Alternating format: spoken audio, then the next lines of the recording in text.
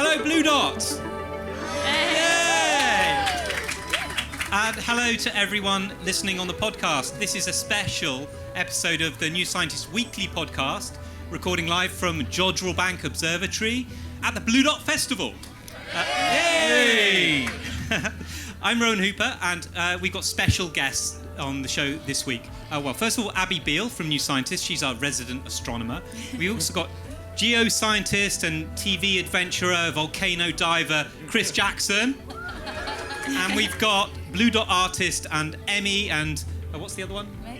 Mercury nominated composer, Hannah Peel. Welcome all. Yeah, coming up on the show today, we're going to be talking about exoplanets and what we're going to discover with the JWST, the James Webb Space Telescope. And we've got a Story of Joy segment, which is basically when we're going to be talking about something that happened recently in the world of science that has brought us joy, or maybe I should say has just not made us gloomy. Yeah, the Story of Joy segment. And we're also going to talk about what happens when you grow tiny human brains in the lab. And we've got a section on our favourite solutions to the world's problems. And at the end, we're going to have plenty of time, I hope, for questions from the audience. So get thinking, and we'll do our best to do that later. But look, we want to start off with astronomy because if you just literally look out the tent door there, and it's the Lovell Radio Telescope, the third largest steerable radio telescope in the world. So it's only fitting to start with astronomy news. And obviously the biggest astronomy news of the decade is the James Webb Space Telescope, finally up and running, sending back amazing images. Hannah, I want to start with you because you're inspired by astronomical stuff, and you wrote an album called Mary Cassio, Journey to Cassiopeia. So tell us about what you've got from the latest James Webb images. Well, I mean, you can't not marvel at everything. I don't know if anybody's been. There's even a kind of a tent here. You can go in and view the images and talk to people that are involved. But I think it's, there's always this realization that we are very small and also we are very huge as well. And it's the dealing of that as a human being. And creatively, I find that really exciting. You sometimes have to put the perspective of that to the back of your mind in order to create something. But how do you create something that has that magnitude, that still has the personal and the personification of something as well? Can you actually tell people what the Mary Cassio album was about? Because I forgot to do that. And that's exactly doing it, isn't it? Putting the personal into a story.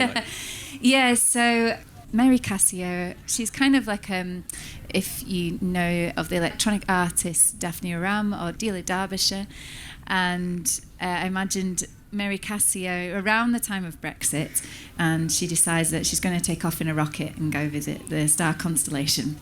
And we'll look at Earth in that way. And, it became a record, a journey more of the mind rather than an factual kind of journey. I didn't study where you would actually go, but that journey of whether Mary Cassio has actually gone there in reality, or is it a journey of her mind, or is she passing on into the next life and this is her journey into the next stage of life? And it was an exploration of the mind and the neurology behind things in order to kind of take the planet and our universe in and give it perspective from the human experience. As best I could, anyway, without going into space. Yeah, it's amazing. And Abby, as I said, you're our resident astronomer at New Scientist. About the James Webb stuff, it's got loads going on, but what are you most looking forward to? Yeah, so when, I think hopefully everyone's already seen those images, and they're so beautiful, but when they came out, I was most excited about the graph that was also published, and that was basically the atmosphere of a gas giant. It was a planet about 1,000 light years away from us. And gas giants are they're really cool. They're like the size of Jupiter. But what I'm really excited about is that JWST is also going to be looking at the atmosphere of rocky planets. So we know that obviously life exists on at least one rocky planet, this one. So people think that maybe rocky planets could be a good place to look for life outside the solar system. And there's one particular set of rocky planets which orbit a star called TRAPPIST-1, which is 40 light years away, and there's 7 of them. They're all rocky, and 3 of them exist in what they call the habitable zone, which is the region around a star where it's warm enough and light enough for liquid water to exist on the surface. And obviously, because that's what enables us to have life here, they think that that could be a good place to start to look. And JWST, there's 3 groups who are going to be looking at the TRAPPIST system in the first year of JWST's life, and they hope that they're going to get the emissions from the atmosphere of one of those rocky planets, which I think would be amazing. Yeah, really cool. There's also some real other exciting planets that it's going to be looking at. One's called 55 Cancri E, and they think that, which is very catchy, but what makes that really cool is they think that it might basically have mountains made of diamond. Wow. Yeah. You've got to keep your voice down because you just know there's somebody on this planet waiting to go up there to do That's that. true, yeah. Chris, does geology on other planets excite you as much as it does on Earth? Yeah, it does. It does. I mean, I was just going to remark about JWST. I think the thing that was remarkable for me as a geologist and just somebody who's interested in science and how we communicate it and how we use science as a vehicle for bringing people into science, but just how we provoke curiosity in people was all of the conversations that were provoked by JWST. You know, there was this physical, visual beauty of the images, the imagery.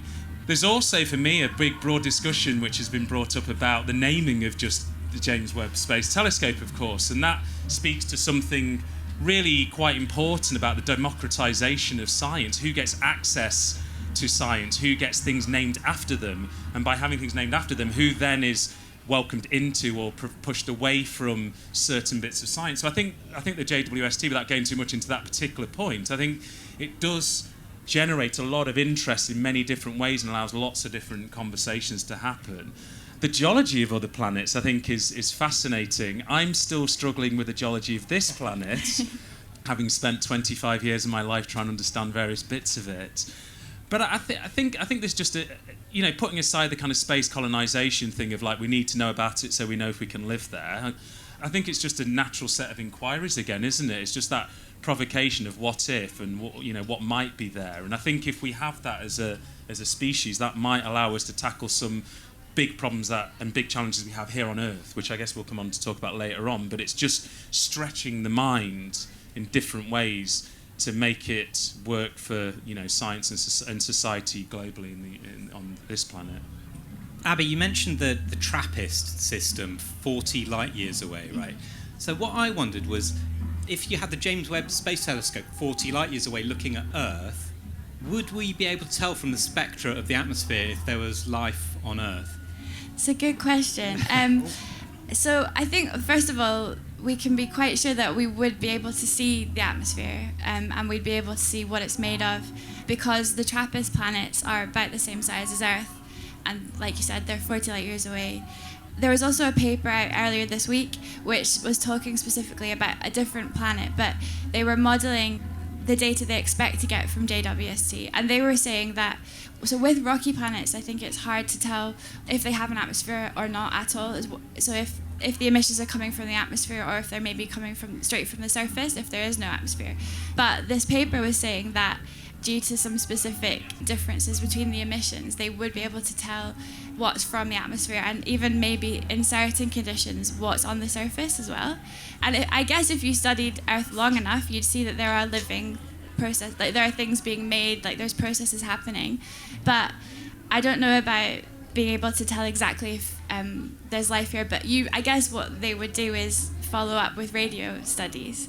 And if you had capability 40 light years away of studying the Earth in radio, then you'd be able to tell that things are living here, because we've been broadcasting radio waves for about 120 years, and the search for extraterrestrial life, SETI, has been actively broadcasting for 50 years. So if there was someone on the TRAPPIST listening, they should be able to hear us.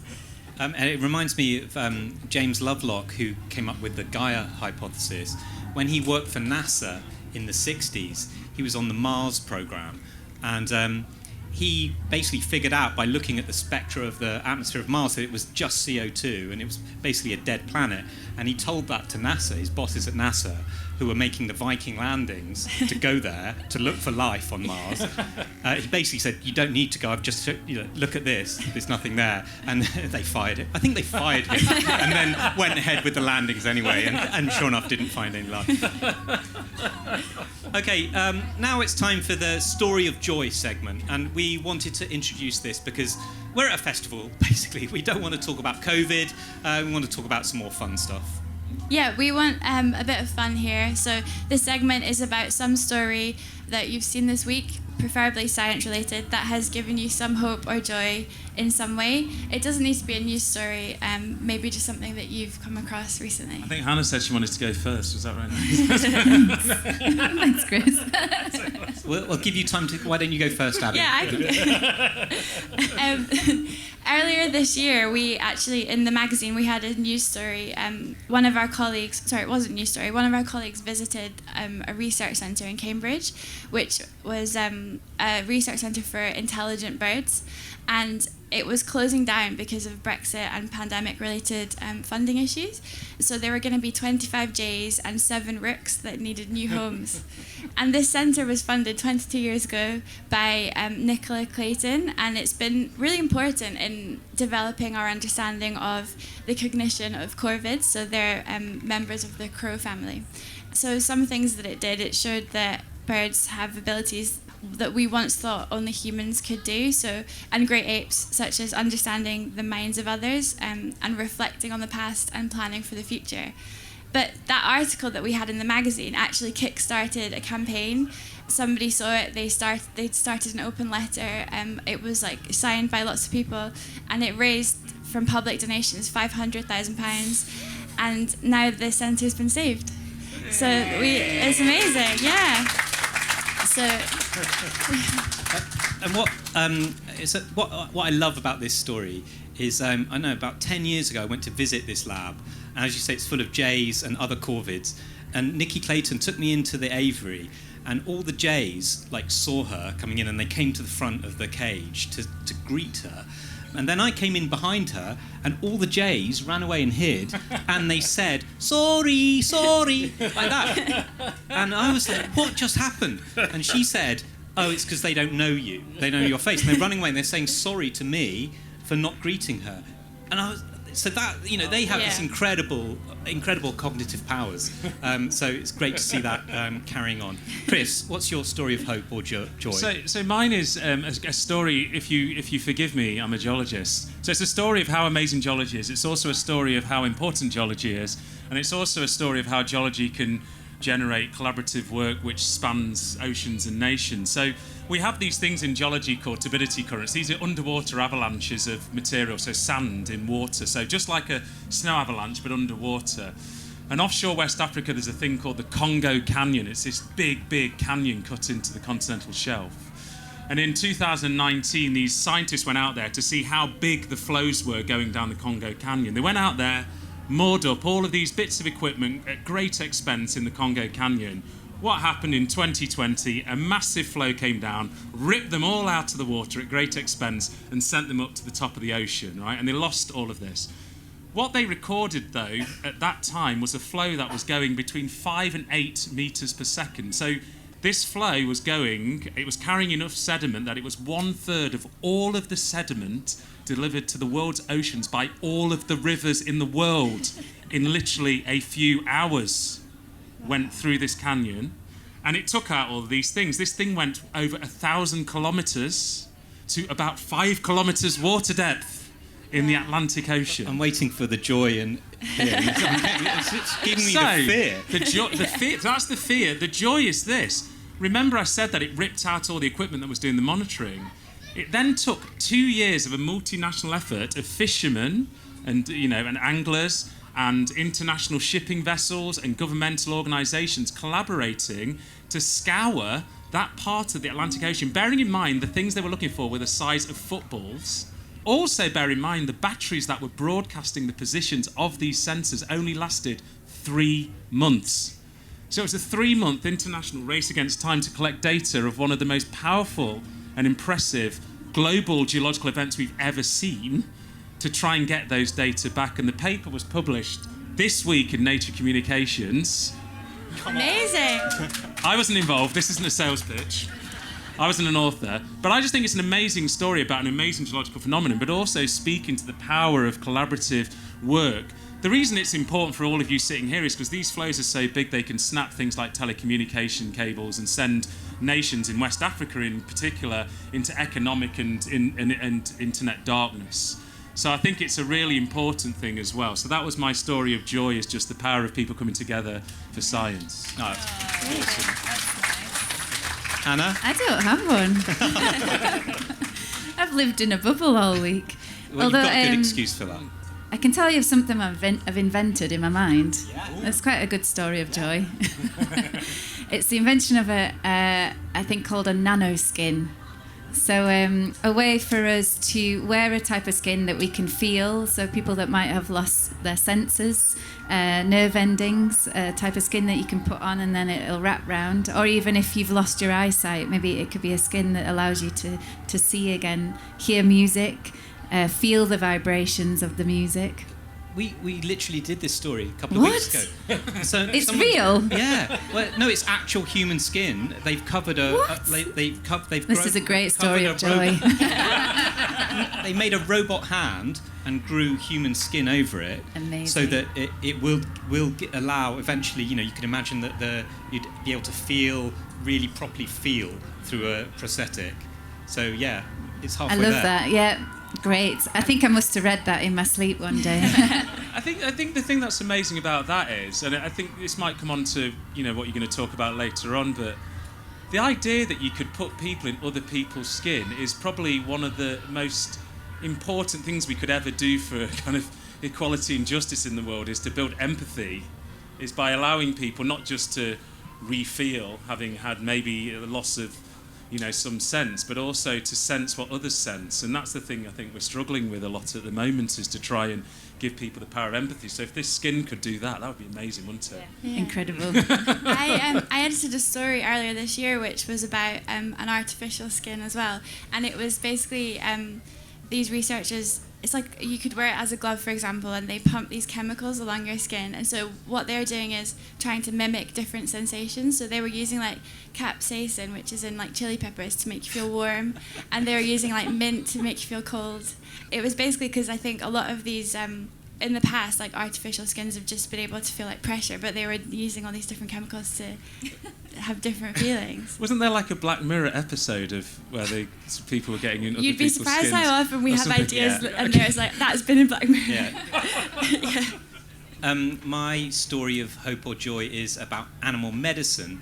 And a few weeks ago we had this amazing story about, and we reported it on the podcast, of ants, that when a soldier ant returns to the nest that's injured, there's a nurse caste of ant that uses antibiotic secretions and treats the wounded ant, right? And that was the story. But what's just come out this week is a story of showing that chimps have been observed. Like there was a chimp that had a wound on its foot, and its mother took some insects and applied them to the wound. And then a chimp had a cut on its lip, and another chimp applied these insects to the wound. So it would be this extraordinary case of like pharmaceutical use of medicine in the animal world. And this is the other thing about empathy as well. Like we don't know how far empathy extends in chimps. We know that they are capable of some, but like to be able to treat another animal that's not even necessarily their relation, really tells us a lot about like the social imagination that chimps have. So I thought that was really cool.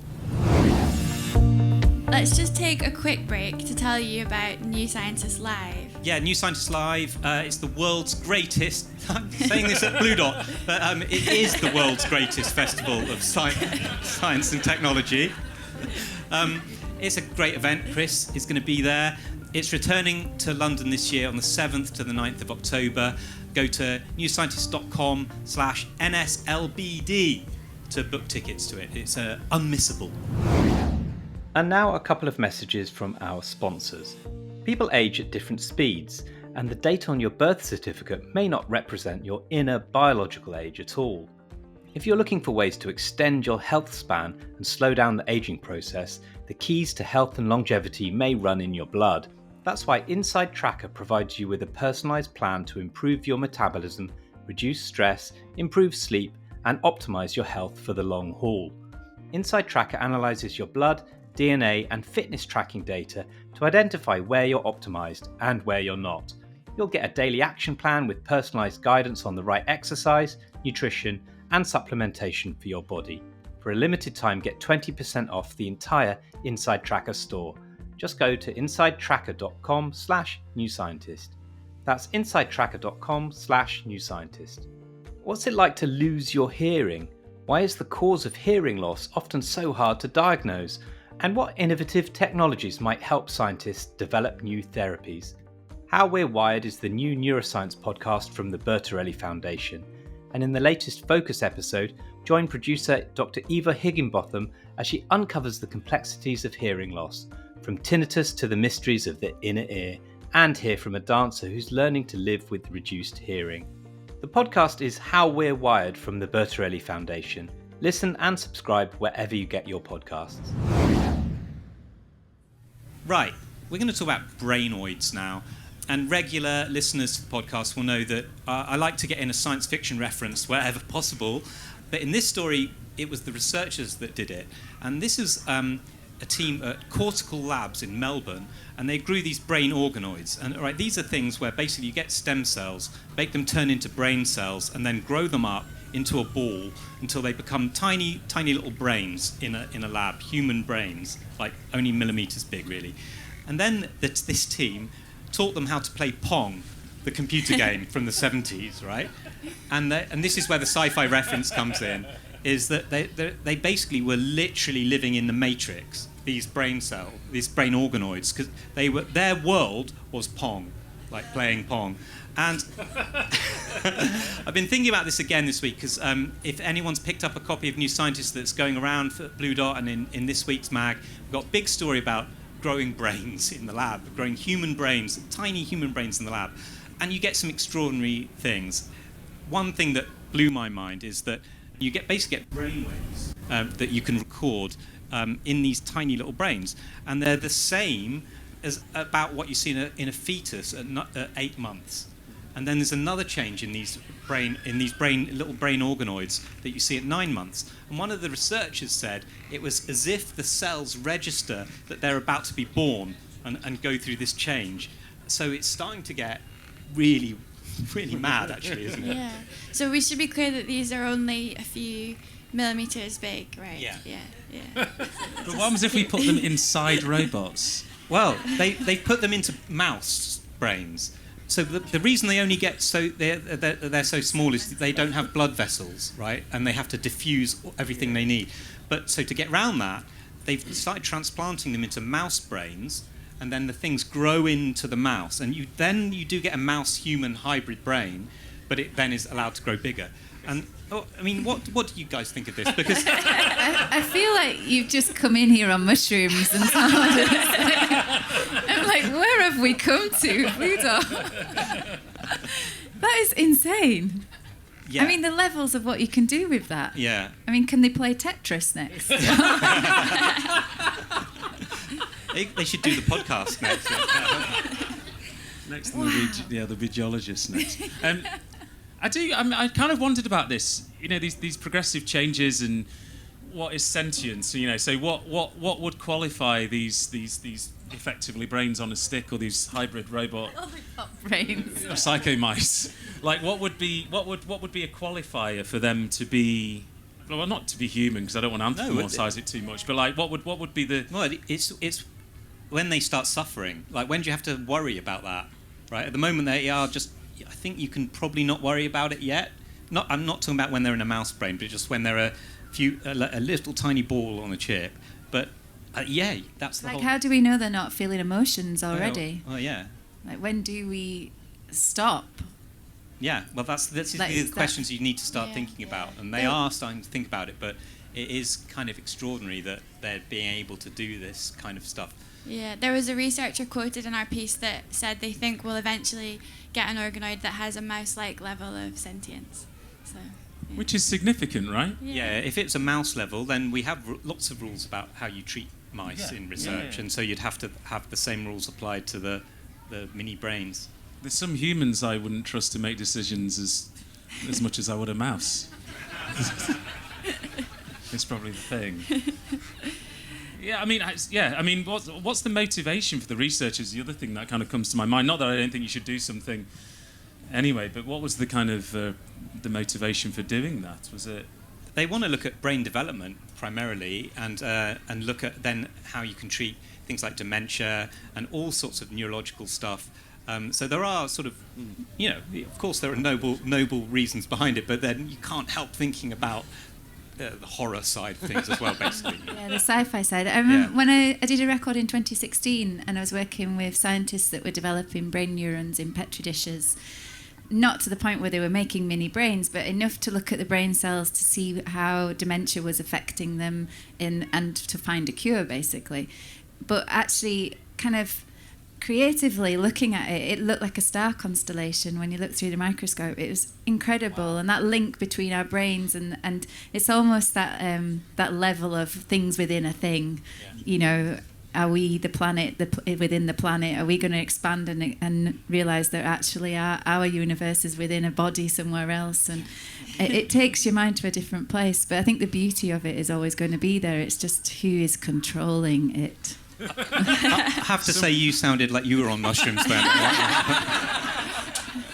You imagine sitting on your mountain of diamonds on this other planet with your mouse army. Oh gosh. Yeah, it's gone there.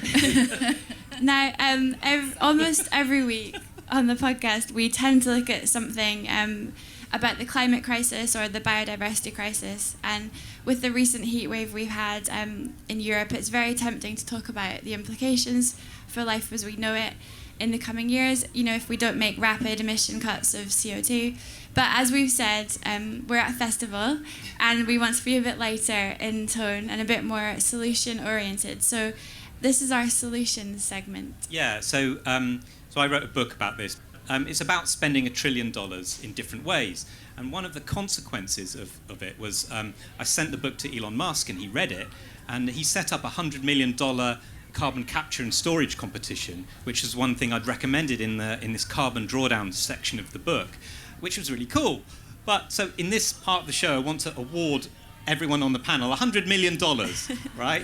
And see what you're going to do with it. Hannah, you've got $100 million. It'll buy you one pint here at Blue Dot. I should say you have to you can't just buy booze or a tropical island or something. It's got to be to do with saving the world or saving humans. Something. Yeah, I mean, there's always so many things you want to get. Everybody deserves to have clean water. Everybody deserves to have education, and how you implement that. I think if I could invent anything and use that money, it would be to take the leaders of our world and make them less narcissistic and give them some injections of empathy and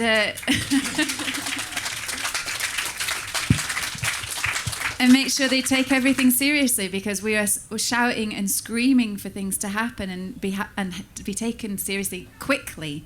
I think that's the problem at the moment. I guess the hopeful side of it, there is the most amazing inventions and people working so hard, and you get to meet them all the time, which is really amazing. Fighting that, but I think there needs to be a way to join that money. I don't know what I would do with that money. I just want to do something with it that enables us to feel like we are all worthy and deserving of everything this planet has to offer without ruining it. And then I'd go and mine all the diamonds on the tiny planet. Chris? It's a really difficult question. I've been thinking about it hard since you told me you were going to ask me it. I think there's great value in educating our leaders, but I think there's great value in empowering the people, right? So I think empowerment of people and giving people agency, however that might come to them, is a better ground-up approach than expecting our leaders with power and money to do anything good for us, okay? And I mean that with all of the political barbs I can muster. I think as well, I'm a big supporter of the unions. I think unionisation and paying members' dues for people to become because I think there's. I mean, this isn't a union pitch, by the way, but I do think there's something about shared recognition of shared values and empowerment that comes from people from that. And one thing that often stops people coming together is because they can't afford to.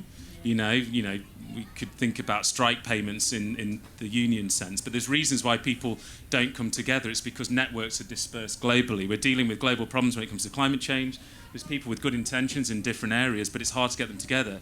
So whatever can get those nodes connected with connectors and give those people money to have more agency to then go and solve problems locally. Because I think the other problem is that we might come up with solutions which solve a problem in one part of the world. And this is a very capitalist approach. You know, this looks like a great idea through this lens here, but actually it's not applicable to another country or another culture, right? So actually empowering people locally to go and tackle issues in a way that is spiritually and culturally valid and worthwhile for them, so that they feel empowered after they've tackled those problems, is the thing to do. So that's what I would do, is give money to the people. Abby? I think I would maybe try and do something to help try and make fashion more sustainable. So the equivalent to a rubbish truck of textiles ends up in landfill every second, and the fashion industry is the third most damaging to the climate, not to mention the exploitation of garment workers. So the only way I think to fix it is to try and make fashion more circular. So there's a problem with the materials we use. They're not easy to recycle, and we just aren't recycling them. So there are lots of companies looking at ways to make textiles in a much more environmentally friendly way, and to make ones that are then going to be easier to recycle. So there's some interesting projects. People are looking at making clothes from algae and from like the waste products of like cheese making or milk making industries. And then there's also some really cool science going into looking at how to recycle cotton and different fabrics that we use. So I think I would try and look at like one specific problem like that, because today only 1% of the world's textile waste is turned back into clothing. So hopefully with $100 million, I don't know what you could do with it, but hopefully you could do something to try and change that a little bit. Yeah, it's a really good point to make, and we had a cover story a few weeks ago all about this, and we'll put a link in the show notes to that. I think if I had 100 million, I've already spent $1 trillion, so I'm just spend 100 million. So there's loads of ways that people are looking at to try and increase the reflectivity of clouds, and especially in the Arctic, this is where it's desperately needed, because if we can cool down the Arctic by increasing sunlight that's reflected off away from Earth by making clouds whiter, basically, we could cool the Arctic. And as you know, the Arctic's already warmed by more than 3 degrees from pre-industrial times. It's the fastest warming place on Earth. It's globally important to stabilise the whole climate. It's really, really vital we don't lose the Arctic, but we are losing it. So I would chuck some money at looking at these ways to increase the reflectivity of clouds in the Arctic. And the other cool thing is that if it worked, you might be able to use it on the Great Barrier Reef and cool down that area, which is, that's about to disappear as well. So we don't know if it will work, but it doesn't need that much money to test this, and the payback could be incredible. So I really want to see this happening. So David King at Cambridge, he's trying to do this, but doesn't have enough money. So let's chuck him some money, and I'd say 50 million to him, and then 50 million I'd go towards different lawsuits, climate lawsuits that are being drawn up against governments and companies who are dragging their feet on emissions reductions. So to support climate lawsuits would be my other thing. Okay. How do they do the reflectivity? So the best plan at the moment is you have a boat with a massive pipe on it, and it sucks up seawater and sprays it into the lower atmosphere, and that seeds clouds and basically grows clouds. But we don't know about how long they last for, what the knock-on effects would be more widely out of the Arctic region. But it does look quite promising, and it's been costed up a bit. And basically, it looks really promising. It's really worth trying, but no one's really given them any money to do it. So it'd be I think it's a really promising thing to check out. Yeah. So now I think it's audience question time. Yeah. So, If anyone wants to, got a mic. Oh. Anyone got a question? Ruben, come on. Nice hat. So, could you take a large, very big mouse brain and transplant it into a human brain? Are you an evil scientist? That's like Pinky in the Brain, isn't it? Watching cartoons. I mean, yeah. Who's going to agree to that? To take a mouse brain? Would you be willing to do that? No. I mean, I guess you could, but yeah, we wouldn't want to do that. But thanks. That's a great question. Thank you.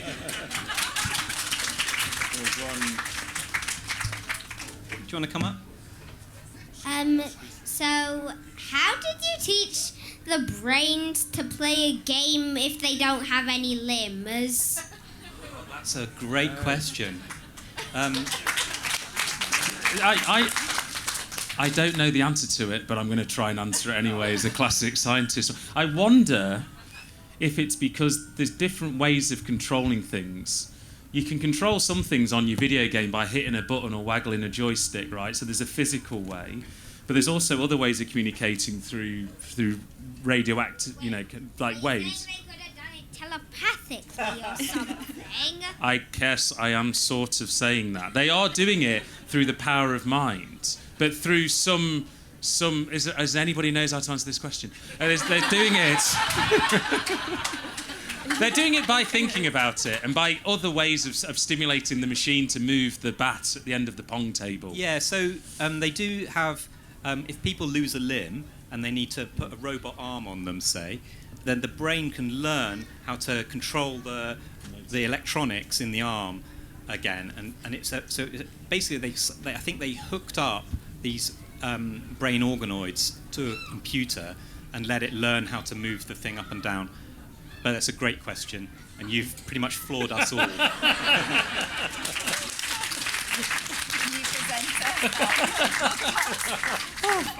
Okay, any easy questions? Yeah, there's one here. Yeah. Hi, it's Tom Wilson. It's the JWST, which you talk about how it's imaging gases in rocky planets. It reminded me of the story you ran about the discovery of particularly interesting gases in, I think it was Venus. Are they going to be looking at that? I actually don't think they're looking at Venus. Definitely not in the first year, but they are. JWST will be looking in our solar system at lots of different things. They're looking.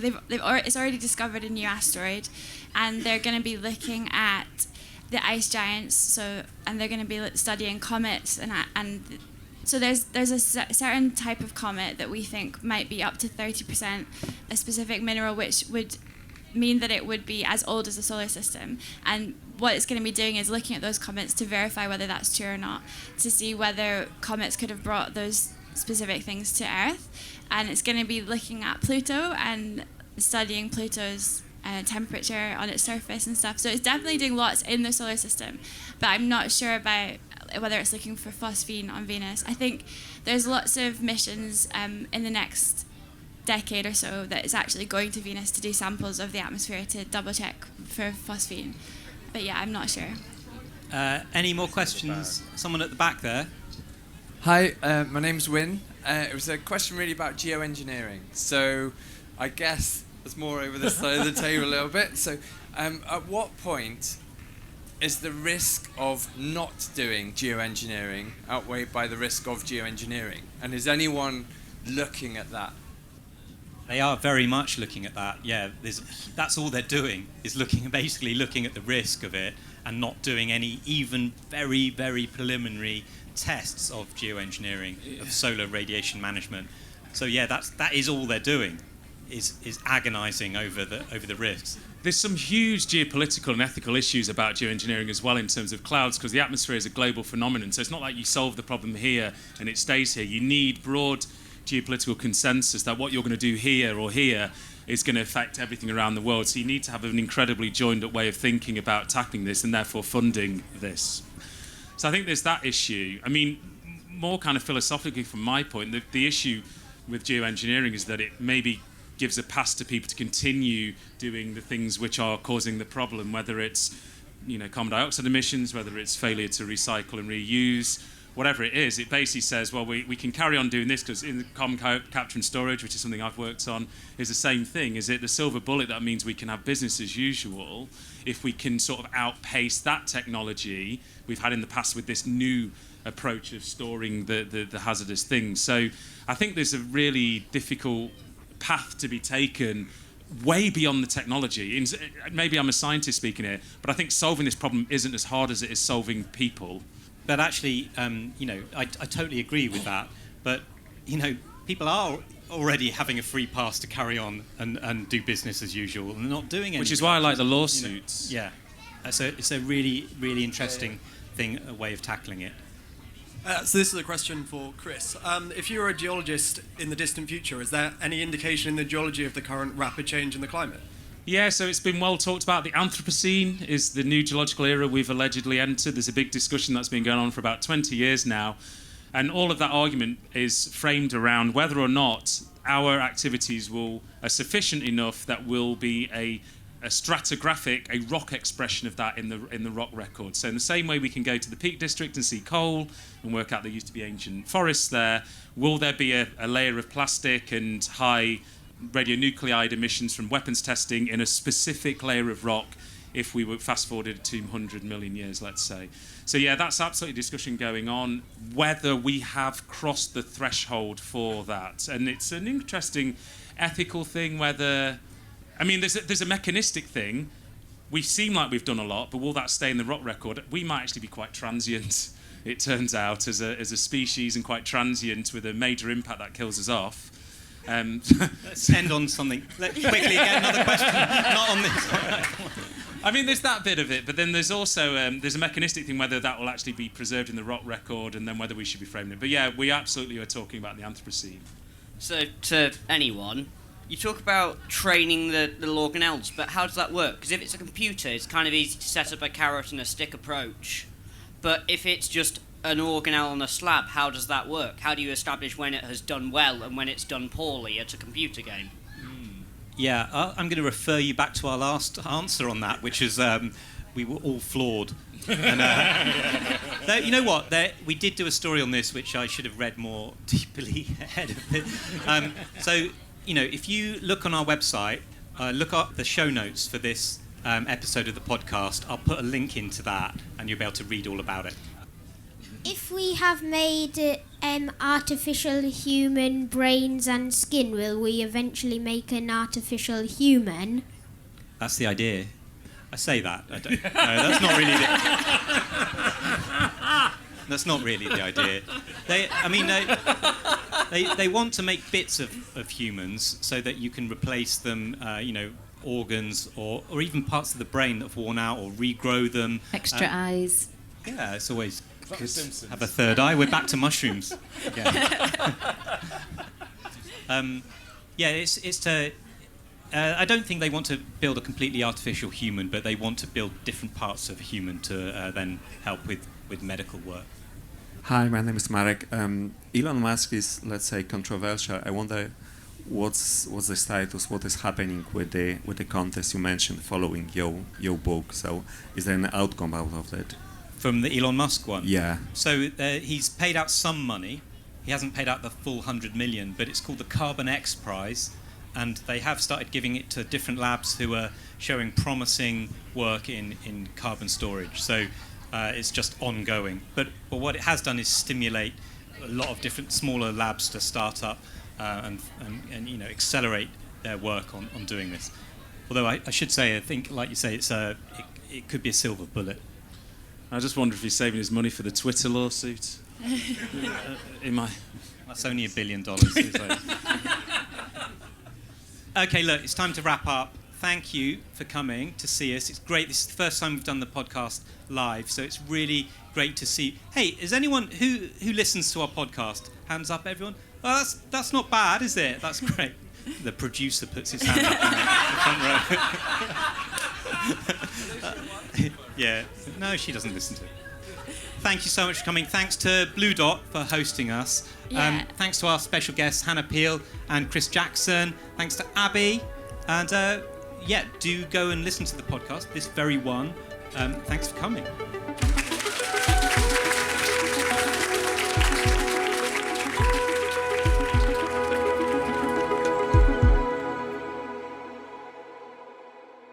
This podcast is produced by OG Podcasts. Find out more at ogpodcasts.co.uk.